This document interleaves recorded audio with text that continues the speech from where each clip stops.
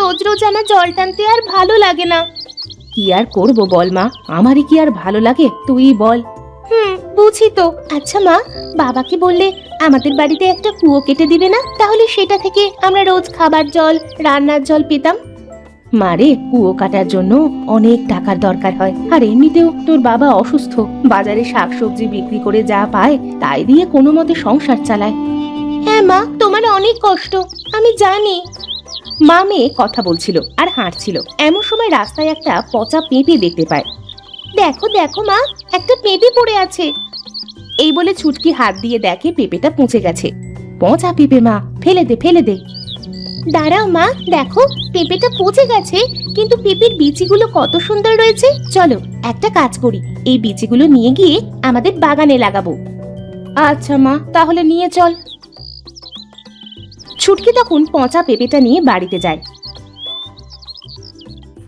কলসিটা রেখে বলে, মা, আমি সবজির বাগানে গেলাম, এই পেঁপের বীজগুলো লাগিয়ে আসি। আচ্ছা মা, যা, আর শোন, বীজগুলো লাগিয়ে সুন্দর করে জল দিয়ে আসিস। ঠিক আছে মা।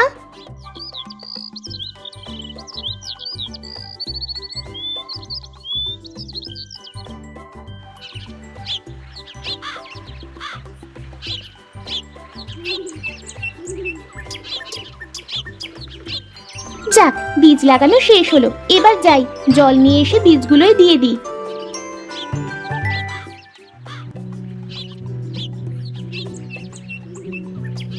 ছুটকি তখন জল নিয়ে এসে সুন্দর করে প্রতিটা বীজ লাগানোর জায়গায় দিয়ে দেয়। ইস, সকাল থেকে কাজ করতে করতে বড্ড ক্ষুধা লেগে গেল যে, যাই গিয়ে মাকে বলি।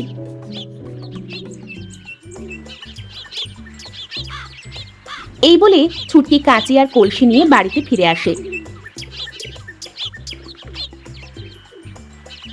কলসি আর কাঁচি রেখে ঘরে যায়।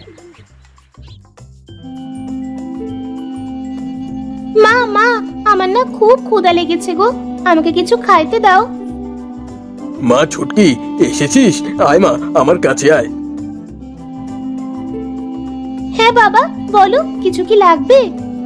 না মা, শুনলাম পেঁপে গাছের বীজ নিয়ে এলি। হ্যাঁ বাবা, সেগুলো সুন্দর করে লাগিয়ে জল দিয়ে আসলাম। তা বেশ ভালো করেছিস, আমাদের সবজির বাগানে তো আর পেঁপে গাছ ছিল না। এমন সময় শ্যামলী সেখানে ভাত নিয়ে আসে। এই নাও, তোমরা একসাথে বসে খেয়ে নাও, আমার আবার সবজি নিয়ে বাজারে যাইতে হবে। মা, আজ আমিও তোমার সাথে সবজি বিক্রি করতে যাব। না মা, তুই বাড়িতে থাকিস, তোর বাবাকে দেখে রাখবি আর সবজির বাগানে গিয়ে জল দিবি। আচ্ছা মা। ওই উঠে এসো, ভাত খেয়ে যাও। এরপর তারা একসাথে খাবার খেতে বসে। কেন যে উপরওয়ালা আমার এত বড় অসুখ দিল, আর তোমাদের এত কষ্ট বা কেন করতে হচ্ছে? হায় বিধাতা, আমাদের একটু সাহায্য করো। বাবা, তুমি এত চিন্তা করো না, ওপরওয়ালা যা করে ভালোর জন্যই করে। হ্যাঁ গো, ছুটকি তো ঠিকই বলেছে, তুমি চিন্তা করো না, ওপরওয়ালা চাইলে তুমি আবার সুস্থ হয়ে উঠতে পারবে। আচ্ছা ছুটকি, শোন মা, খাওয়া শেষ হলে থালা বাটিগুলো গুছিয়ে রাখিস, আমি গেলাম।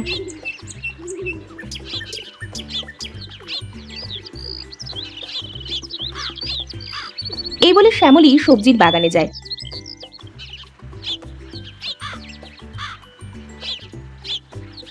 আর সেখান থেকে কিছু সবজি কেটে বাজারে বিক্রি করতে যায়।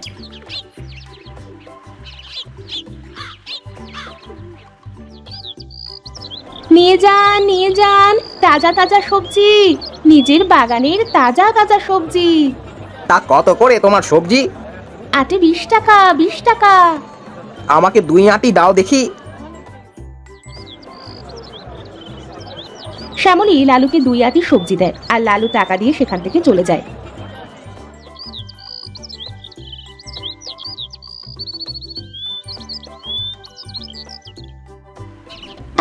আমাদের বাগানে কত সুন্দর সবজি হয়েছে, এবার মাকে বলবো সবজি বিক্রি করে আমার জন্য নতুন জামা কিনে দিতে। যাই যাই, গাছগুলোতে জল দিই, রোদ পড়ছে। এই বলে ছুটকি সবজির বাগানে জল দিতে শুরু করে।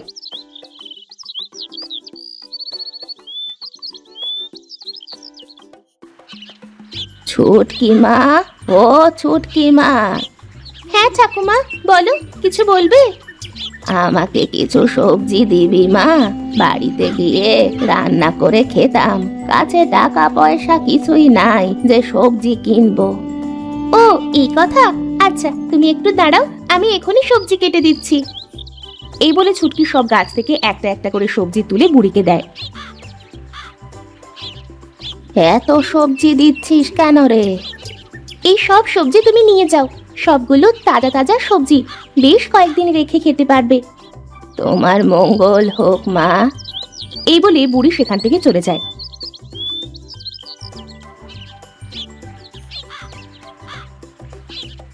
ছুটকি বাড়িতে ফিরে যায়।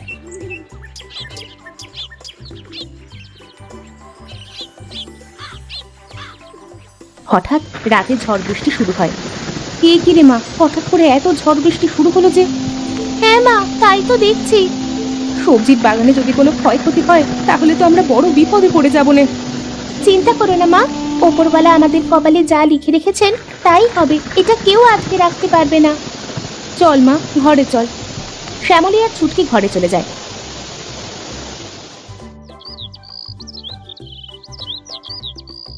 পরের দিন সকালে ছুটকি আর শ্যামলী সবজির বাগানে যায়।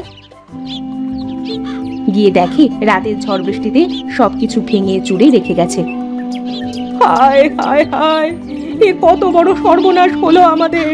হায় হায় বিধাতা, তুমি আর কত কষ্ট দিবে আমাদের?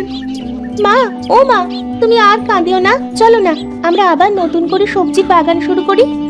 হ্যাঁ রে মা, কান্না করে আর কি করব? কষ্ট যদি থাকে কপালে, কে আর আটকাবে? ছুটকির হঠাৎ নজর যায় পেঁপের বীজ যেখানে লাগিয়েছিল সেখানে। দেখো মা দেখো, কাল বীজগুলো লাগাতে লাগাতে আজ গাছ বের হয়েছে। হ্যাঁ তাই তো দেখছি, আর অনেক গাছ তো হয়েছে। মা বলছি কি, এবার না হয় আমরা পেঁপের বাগান তৈরি করি। তুই বলছিস যখন, ঠিক আছে তাই করি, চল।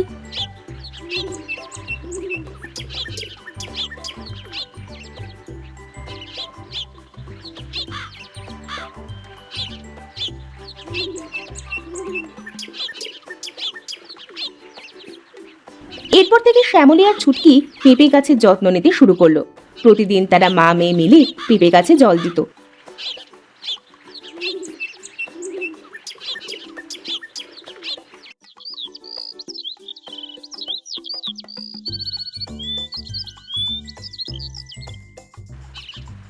দেখতে দেখতে তাদের পেঁপে গাছ বড় হয়ে যায় আর তাতে ফুলও আসে। দেখেছো মা দেখেছো, পেঁপে গাছে কত ফুল এসেছে। হ্যাঁ রে মা, তাই তো দেখছি। কিন্তু ছুটকি, তুই একটা জিনিস লক্ষ্য করেছিস? দেখ, ওই গাছটা দেখতে একটা অন্যরকম ফুল নাই, কিন্তু ফল ধরে আছে। হ্যাঁ তাই তো দেখছি মা। আচ্ছা মা, ওইসব বাদ দাও, এখন চলো, খুব ক্ষুধা লেগেছে। ছুটকি আর শ্যামলী বাড়িতে ফিরে যায়।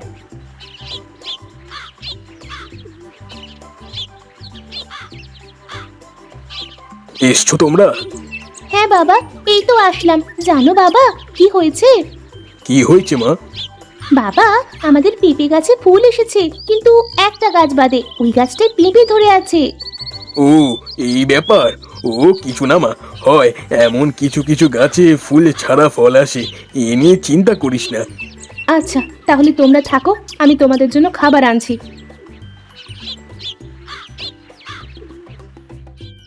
শ্যামলী ছুটকি আর মিলনের জন্য খাবার নিয়ে আসে। তারপর তারা একসাথে খায়।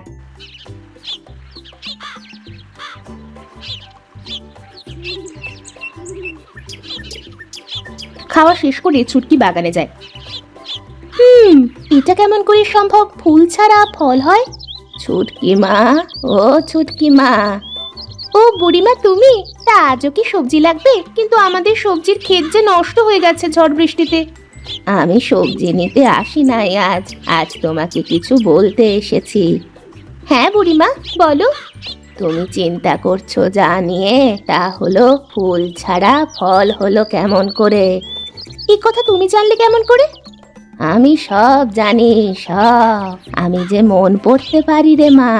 শোন, ওই গাছের ফল তুই তোর বাবাকে পাটায় বেটে খাওয়ালে তোর বাবা সুস্থ হয়ে উঠবে। তাছাড়াও যে কোনো রোগের ওষুধ হিসাবে তুই ওই গাছের পেঁপে খাওয়াতে পারবি।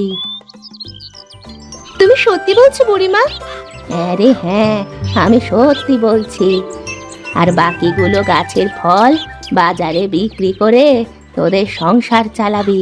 তুই অনেক ভালো মনের মানুষ, তাই আমি চাই তুই সব সময় সকলের সাহায্য করবি। ঠিক আছে বুড়িমা, তাহলে আমি এখন আসি, বিদায়।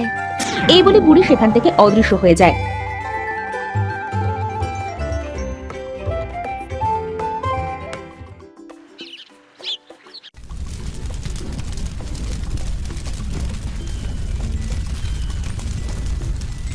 কি মা, তুই এত ছোট পেঁপে গাছ থেকে পেরে কি করছিস? ছুটকি তখন সব কথা শ্যামলীর কাছে খুলে বলে। সত্যি বলছিস মা? হ্যাঁ মা, আমি সত্যি বলছি।